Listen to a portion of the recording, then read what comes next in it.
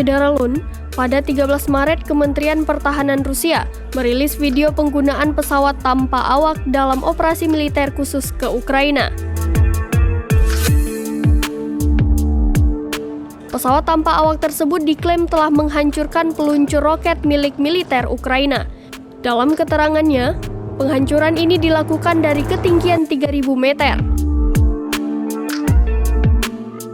Penggunaan pesawat tanpa awak bukan kali pertama dilakukan militer Rusia. Sebelumnya, mereka juga menggunakan senjata yang sama untuk menghancurkan pos komando Ukraina di Kiev. Selain melakukan penyerangan, Kementerian Pertahanan Rusia juga menggunakan pesawat ini untuk mengintai pergerakan musuh hingga dukungan kepada pertempuran darat.